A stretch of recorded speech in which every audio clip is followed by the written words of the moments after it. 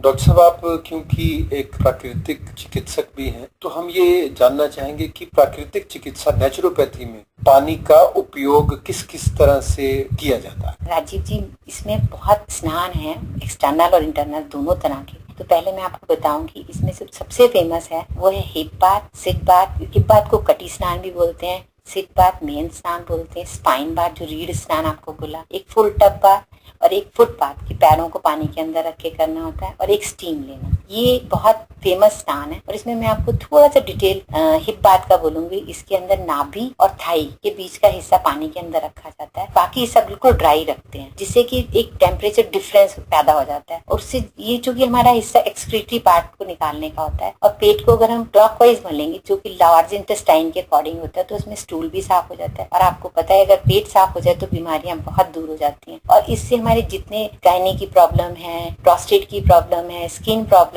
है और कई सारी प्रॉब्लम हम इस कटी स्नान से ही दूर कर लेते हैं। डॉक्टर साहब, इसमें वो बारी बारी से गर्म और ठंडे का करते हैं? ये अलग अलग डिपेंड करता है। अगर आप खुद करना चाहते हो तो सिंपल पानी लेके करें, और उससे आपके कई प्रॉब्लम मैंने पेशेंट को बताया करती हूँ, क्योंकि उनको अगर मैं गर्म सर्द कुछ प्रॉब्लम ना हो, इसलिए मैं उनको सिंपल बताती हूँ, जिससे कि कोई साइड इफेक्ट नहीं होता। जो ऋतु के अनुसार पानी लें, जैसे बहुत गर्मी है तो थोड़ा ठंडा ले लें, ठंड है तो गुनगुना ले लें। और उसमें वो बैठना भी उन्होंने 5 मिनट से लेकर 7 या ज्यादा से ज्यादा 10 मिनट तक, इससे ज्यादा नहीं। और उसके बाद उसको शरीर को पोंछ लेना है, और उसके बाद बिल्कुल 1-2 घंटे नहाना नहीं है, जो सबसे मुश्किल काम लोगों को लगता है कि अरे अब तो नहा के ही निकलते, क्योंकि इसमें हमने टेम्परेचर डिफरेंस रखा है बॉडी का, और वही वो काम करता है और बहुत रोगों को दूर करने के काम आता है। कटी स्नान यहाँ पे सबसे इम्पोर्टेंट है। स्टीम बाथ में कहूंगी वही की चिकित्सक की देख रेख में रखें, वो भी नो डाउट अच्छा है। इसके अलावा जो लोग सर्दियां होती है तो टब बाथ नहीं ले पाते, तो उसके लिए चिकित्सा में लपेट एक आता है, चद्दर लपेट या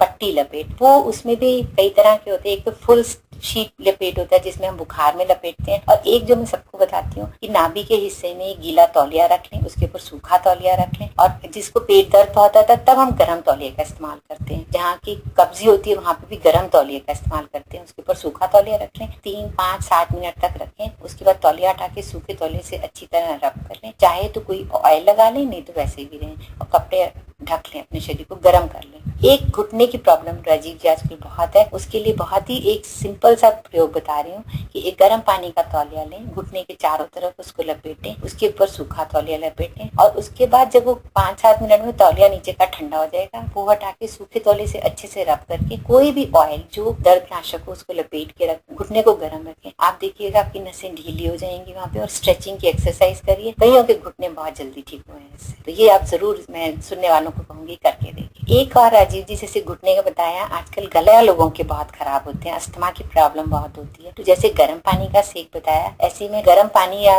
तौलिया गीला करके गले में और छाती के अपर पोर्शन में आप रखें, सूखा तौलिया रखें। तो जो अस्थमा के पेशेंट है या जिनको टॉन्सिल्स की प्रॉब्लम है, जिनको खांसी बहुत होती है, वो उसको घड़ी देख के रखना है। टाइम मैं इसलिए बताती हूँ कि ज्यादा देर में भी नहीं रखना कि वो ठंडा हो जाए। उसके बाद 2-3 मिनट या 5 मिनट तक रखें, और उसके बाद नीचे का गीला तौलिया हटा के सूखे तौलिया से अच्छे से रब करके किसी भी चीज से या स्वेटर से या कोई कंबल ओढ़ के आप अपने आप गर्म करके रखें। तो आप देखेंगे कि जमी हुई बलगम निकल जाएगी, ब्रीदिंग प्रॉब्लम और टॉन्सिल्स में बहुत जल्दी आराम। डॉक्टर साहब, आपने घड़ी देखकर तौलिया रखने की बात की, तो हमारा ध्यान भी घड़ी की ओर गया। उसकी टिक टिक ने हमें इशारा किया कि समय हमें और अधिक अनुमति नहीं दे रहा कि आपसे ये चर्चा और जारी रखें। लेकिन हमें इस बात का पूरा भरोसा है कि हाइड्रोपैथी, पानी का शरीर के रोगों में इलाज का जो तरीका आपने बताया, उससे हमारे श्रोताओं को निश्चित रूप से एक रोचक जानकारी मिली है, अवेयरनेस हुई, और वो इस दिशा में निश्चित रूप से कदम जरूर बढ़ाएंगे और इसको अपने जीवन का एक अभिन्न हिस्सा और भी बनाएंगे, एज अ डॉक्टर कह लीजिए पानी को, या रोगों के उपचार के लिए। तो आपका स्टूडियोज में आने के लिए और इतना